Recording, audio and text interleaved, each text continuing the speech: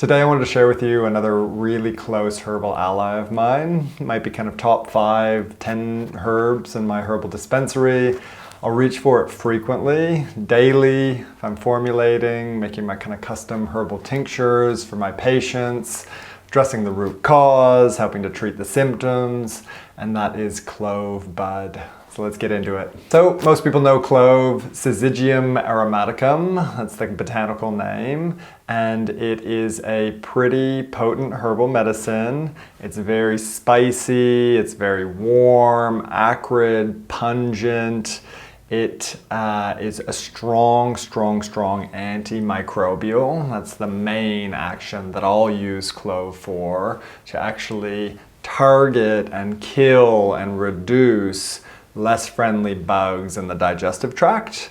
And that goes from the stomach all the way down, small bowel for sure, SIBO, definitely, and large bowel as well. So some of the bacterial infections or overgrowths, you can check out the stool testing that I recommend, SIBO breath testing. There's a few little videos you can check out. Here I really prefer liquid.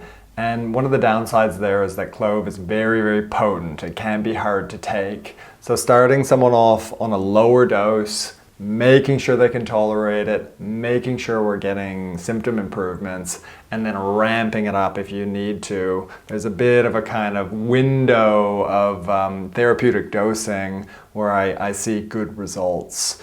And for example, I might start someone off with 50 ml a month of a 1 and 2 clove tincture. So not a huge dose, pretty darn effective. We'll talk about some of the phytoconstituents, some of the actions. So again, antimicrobial, speaking specifically about bacteria, we've got the Bacillus species, some of the gram-positive, Clostridium species, Perfringens, Clostridium difficile, that's been renamed, Clostridioides difficile now, Enterococcus, Listeria, Staphylococcus, Streptococcus.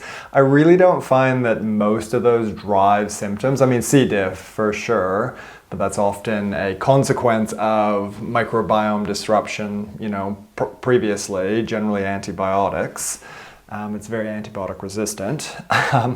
But it's mainly the gram-negative bacteria that I find are commonly the issue for my patients. And that's because they're a lot more pro-inflammatory, a lot more immunogenic, meaning kind of like stimulates the immune system and dysregulates the immune system, damage the gut lining. They're a lot more prevalent as well on stool testing. Gram-negative bacteria that I would be thinking about clove, pretty broad, most of them. Campylobacter for sure, Enterobacter for sure. E. coli would just be absolutely huge. Klebsiella, Citrobacter, Salmonella, Pseudomonas, Shigella. Shigella's, gotta go. That's a bug that you have to eradicate. And even H. pylori, and that's where we're talking about different kind of sections of the gut. H. pylori lives in the stomach. A handful of these guys can live in the small bowel and be disrupting that ecosystem. Talking about SIBO, that would be mainly hydrogen dominant SIBO, although it could be mixed for sure. And then large bowel dysbiosis. And I find, and again, this is probably more from clinical experience, I find that a lot of IBS patients will wind up with a bacterial imbalance driving their symptoms. And a herbal medicine like clove can be so valuable to help improve their symptoms and resolve their condition. I will also turn to clove as part of an antifungal program. And again, this is why herbal medicines in liquid forms, custom formulated to you as a patient, they're so valuable. I can't tell you how many patients have come to me and they've done all these frontline kind of protocols, these kind of cookbook medicine, I call it. You got this condition, you take this protocol, you go and live your best life. And that must work for some patients, and obviously I don't see them because they're going and living their best life. But I see a lot of failure in that approach for a lot of the treatment-resistant infections. It needs to be holistic, it needs to be tailored to you. And so when we're custom formulating our herbs, we're adding in something like clove when it's indicated from symptoms or testing. Antifungal, the really big ones here that I see frequently would be Candida, notably. That's the most common for sure. See that on oat testing, and you see that on stool testing less commonly. And then also green mold, overgrowing in your digestive tract, things like Aspergillus. That is a pretty, I don't want to say it's common, but I definitely see it frequently on organic acids testing. Clove can be fantastic here. Good results quickly. Parasite infections, I would turn to clove. Across the board, I would turn to clove for Giardia. I'd turn to clove for Entamoeba histolytica. I'd turn to clove for Cryptosporidium. I would turn to clove for Blastocystis and Dientamoeba just to help reduce those numbers. They're very treatment resistant, and I don't see benefit in completely eliminating those last two.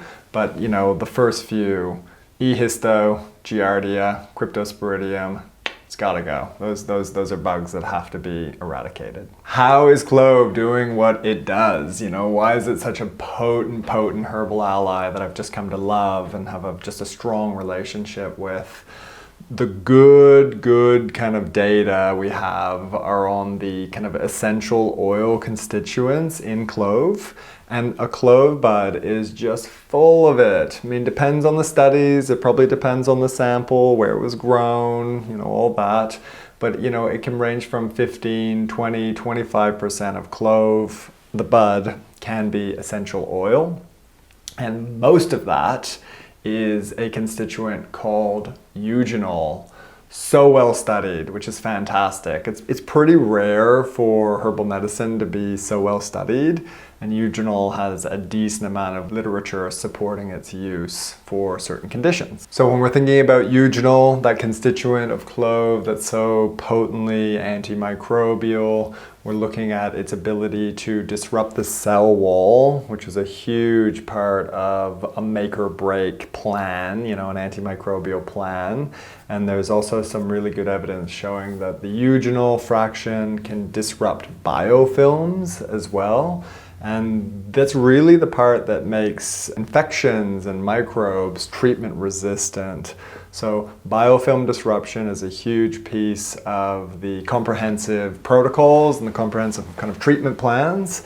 And yeah, really turn to clove when we want to kind of disrupt cell membranes and you know, kind of disrupt biofilms as well. Clove is also a potent anti-inflammatory, it's an antioxidant, it can inhibit mast cell release of histamine. And I wouldn't turn to clove originally in like a histamine support program or like a mast cell support program, but it's a good kind of, you know, second or third line approach. Once a patient like that, they tend to be highly reactive. I don't think they'd tolerate clove up front, but once they're a little bit more stable and we've kind of built up their tolerance, we might slip in the clove. I would be mainly using clove to address infections. That's one of my major herbal allies, top 10 for sure. Clove, I'll range from 50 ml, 80 ml, 100 ml in a month's bottle of herbal medicine. I don't find going any higher to be that helpful, and I'm always considering compliance and taste. It's potent. Even 50 ml, whoa, you'll get some feedback. That clove is potent. But patients are generally feeling better, and I do get this great little feedback after a while. The first shot of herbs, couldn't taste it, made me feel nauseous. I'm actually developing, you know, an affinity for it, and I look forward to my herb shots. Fantastic. That means we're kind of retraining the body to, you know, accept and appreciate that medicine and all the potent impacts and benefits that it's helping with. Hope that helped. Like the video, leave a comment, subscribe, that really helps. And if you're looking for digestive health support, you live in Australia or New Zealand, then reach out to us here at the clinic. I look forward to hearing from you.